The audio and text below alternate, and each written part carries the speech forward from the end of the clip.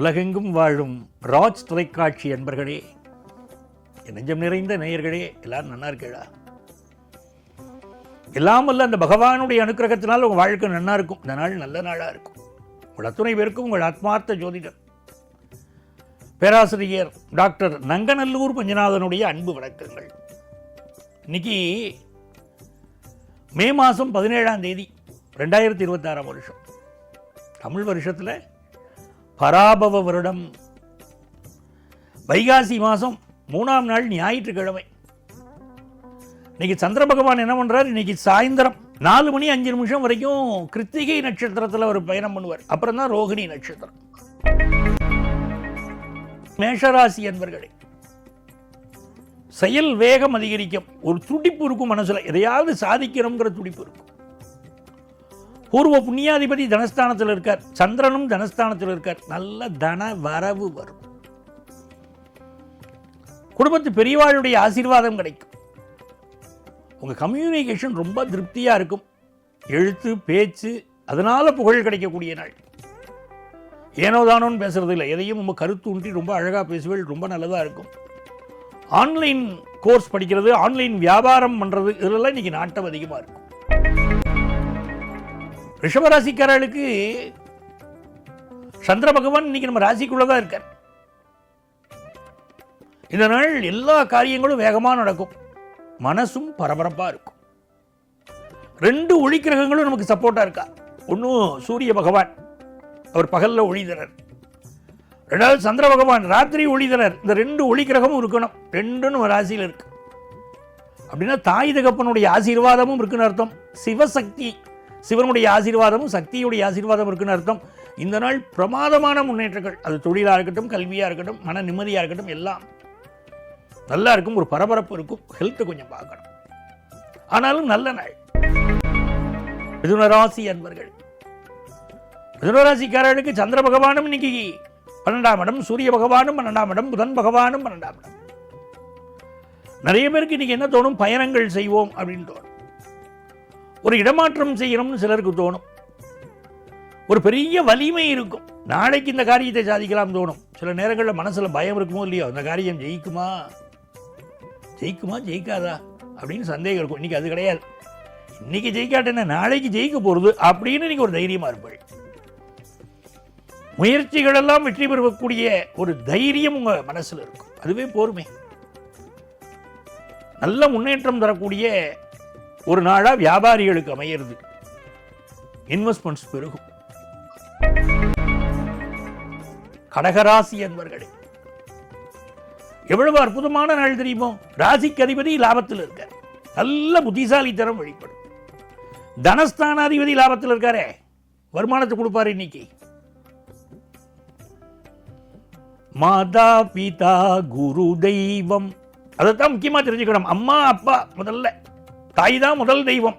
அப்பா, இவர் தான் அப்பான்னு அம்மா காட்டுறா. அப்பா முக்கியம். அடுத்தது 3வது தான் குருமார்கள். 4வது தான் தெய்வத்தை வச்சா நம்ம முன்னோர்கள். அதனால முதல்ல அம்மாவை நமஸ்காரம் பண்ணணும். எந்த குழந்தைகள் தாய் தகப்பன டெய்லி நமஸ்காரம் பண்றாலோ வாழ்க்கையில் உயர்ந்து வருவா. ஃபாரின்ல இருந்தாலும் பரவாயில்ல, அம்மா நன்னா இருக்கியம்மான்னு ஃபோன் பண்ணியாவது கேட்கணும். கடகராசிக்காரர்களுக்கு இன்னைக்கு தொட்ட காரியங்கள்லாம் வெற்றி. குடும்பத்தில் சந்தோஷம், வியாபாரத்தில் லாபம், நன்னா இருக்கு நாள். சிம்மராசி என்பர்களே, ஒரு நல்ல நிலைத்த தொழில் செய்ய முடியும். நம்முடைய பிசினஸ் பத்தி நமக்கு ஒரு கவலை இருந்தது வச்சுக்கோங்களேன். என்ன பிசினஸ் டல்லா போறதே அப்படின்னு ஒரு கவலை இருந்தது, இப்பெல்லாம் தைரியம் வந்துடும். அதெல்லாம் நல்லா பண்ணிட முடியும் பிசினஸ் அப்படின்னு தோணும். தமிழும் தமது மக்கள் அறிவுடைமை மாநிலத்து மண் உயிர்க்கெல்லாம் இனிதினார் வள்ளுவர். நம்மளை விட நம்ம பிள்ளைகள் ரொம்ப நல்லா இருக்கா, நல்ல பொசிஷனுக்கு வரான ஒரு சந்தோஷம் இல்லையா? இன்னைக்கு உங்க பிள்ளைகளுக்கு முன்னேற்றம் கொடுக்கும். ஃபினான்ஷியல் இம்ப்ரூவ்மெண்ட் நல்லா இருக்கும். தொழில் வகையில் உங்களுக்கு ஆதரவான சூழ்நிலைகள் இருக்கும். கன்னிராசி அன்பர்களே, பாக்கியஸ்தானம் வலுத்திருக்கு. பெரியவாளுடைய ஆசீர்வாதம் கிடைக்கிறது. இந்த நாள் உங்களுக்கு வருமானம் பெருகும். வெளிநாட்டு வாய்ப்புகள் சிலருக்கு இருக்கும். எஜுகேஷன் வாய்ப்புகள் பெருகும். ரொம்ப நல்ல நாள். துலாம் ராசி அன்பர்களே, இந்த நாளில் கொஞ்சம் வண்டி வாகனங்களில் கொஞ்சம் சில பேர் கவனமாக போய்க்கணும். எந்த ஒரு விஷயத்திலையும் யாருக்கும் அறிவுரை சொல்ல வேண்டாம். இல்லை ஆஃபீஸில் உயரதிகாரி மேலே ஒரு கோபம் இருந்தால் கூட தேமேன்னு இருக்கணும். இன்றைக்கி அவளை பற்றி கிரிட்டிசைஸ் பண்ணக்கூடாது. அப்பா அம்மாவுடைய ஹெல்த்தை கொஞ்சம் பார்த்துக்கணும். அதே நேரத்தில் இந்த நாள் வருமானம் உயரும். தொலைதூரங்களிலிருந்து நீங்கள் எதிர்பார்க்கக்கூடிய செய்திகள் வரும். விருச்சிக ராசி அன்பர்களே, விருச்சிக ராசிக்காரர்களுக்கு இது ஒரு மகிழ்ச்சியான நாளாக இருக்க போகிறது. சந்திரன் 7ஆம் இடத்திலிருந்து அனுக்கிரகம் பண்றார். ரொம்ப உங்க மேல ஒரு வெளிச்சம் பாய்கிறது, புகழ் வெளிச்சம் பாய்கிறது. புதிய வீடு மனை வாங்குற யோகம் வருது. மனைவி மக்களுடைய சப்போர்ட் கிடைக்கிறது. ரொம்ப நல்ல நாளா எல்லா வகையிலும் வெற்றி கிடைக்கக்கூடிய நாள். தனுசு ராசி அன்பர்களே, அற்புதமான ஒரு நாள். நல்ல வேலை வாய்ப்பு கிடைக்கும். எதிர்பார்க்கிற பண உதவி கிடைக்கும். பெரிய மனுஷாளுடைய தொடர்பு கிடைக்கும். கொஞ்சம் வேறு பிரச்சனைகளும் இருக்கும். அதை மட்டும் பார்த்துக்கணும். மகர ராசி அன்பர்களே, இந்த நாளில் நினைச்ச காரியமெல்லாம் வெற்றி. அன்புக்குரியவர்களை சந்திப்போம். வாழ்க்கையில் ரொம்ப பெருசு. நாம அன்பு வைக்கலாம், பிறர் நம்ம மேல அன்பு வைக்கணுமே.